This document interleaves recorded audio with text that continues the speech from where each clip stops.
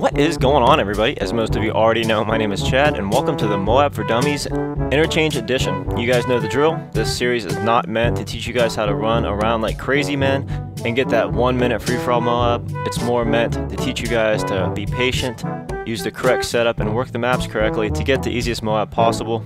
And if you're new to the series or you missed any prior episodes, you can click on that show button below or go to my channel page where I set up a playlist. It has all the prior episodes. I use a different gun in each, and they are all flawless.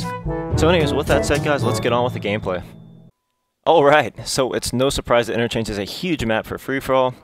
We'll talk about that a little bit later, but first, since I spawned in the area that we're going to work, let's cover the immediate spawns around us really quick. The first one you need to worry about is in this little courtyard right about here. The second one is obviously where I'm standing right now, and that's the most dangerous. We'll talk about that a little bit later. The third one is actually in this little grassy area, right about here. And then the fourth one is down the pathway, a little bit further down here between these two pillars, somewhere right in this area. So that's the 4 spawns. There's actually 4 really close together, which makes this area really good as long as you can kind of keep your head on a swivel. But let's talk about working the map a little bit. You want to put your motion sensor right about there. I'm going to throw it on the trash can a little later so it doesn't get blown up or anything, but I spawned in late and I didn't know if there was anybody around me, and there actually was. So it's a good thing I kind of got rid of that quickly. If you have a Claymore or Betty, you can throw it down that pathway. But like I've said in the past, the Claymores and Bettys are more kind of like a warning that someone's coming. They rarely kill anyone. I mean, there's so many people that use either Stalker or they just see them and shoot them. They're using Sit-Rep Pro or something like that. But if they shoot them and blow them up, you can hear them on the headset and you know that someone's there. So they're used more for a warning than anything else. So I don't know. Otherwise, I just kind of use C4. But anyways, I generally won't push up this far down the path, but I did know that there was a guy there. I wanted to take him out really quickly, but I wouldn't generally go past that car right there. As far as working this area of the map, you got to go through this doorway sometimes, otherwise you're not going to get enough traffic. I wouldn't push up past that last window though, but every time you come through here, see how I aim down sights on that spawn? Someone's always either spawning there or where that guy just did in the grass. You have to be aware of that. Otherwise, 9 out of 10 times you're going to get killed because they're always there. But it makes it good because if you do kill someone on this side of the wall, you're probably going to get a second kill within seconds because he's going to spawn in that, you know, obviously close to you to get the revenge kill. That's just how this game works. So as you see, I'm not pushing up past that last window. And again, I'm not going to push up past that car, so you're going to work that small little area. Let's talk about the setup a little bit. I changed it up a little bit since I think the last video. Since that one patch that they upgraded, or updated, I should say, Sit-Rep Pro, so that now it counters Ninja users. Is it Ninja? Dead Silence, I'm sorry. But the Dead Silence users, that actually counters them so you can hear them now. So I bumped Sit-Rep Pro all the way up to the first slot in my Specialist pack. The second slot is Steady Aim Pro, and then the third slot is Stalker Pro. I know I've said this a million times, but guys, just pick the 3 perks that get you to the Specialist bonus the quickest, that you're the most comfortable with, because that's kind of the goal, is to get that bonus as fast as possible. As far as the setup goes, you guys can see I'm using the P90 with rapid fire and a silencer. I love this gun. It's probably one of my favorite go-to guns in the game.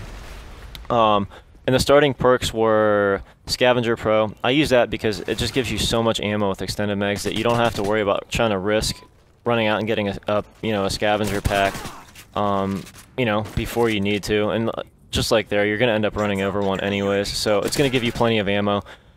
The second perk that I had, the red perk, was Assassin Pro.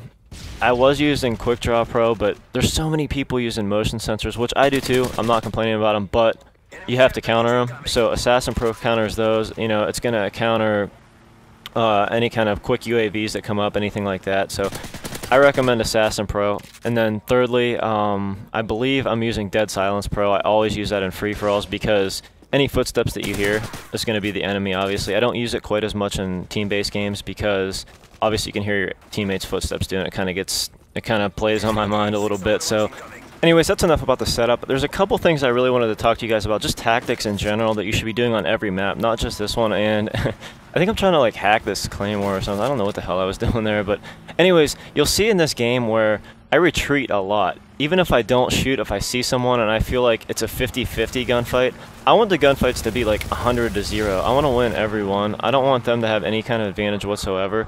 So you'll see like constantly I'll take a shot. If I get a couple hit markers and I don't kill them, I'll dip, I'll retreat, and I'll get to a point where I think either they're going to follow me through that doorway or I'll just leave them go. I'll let someone else kill them and I'll find someone else.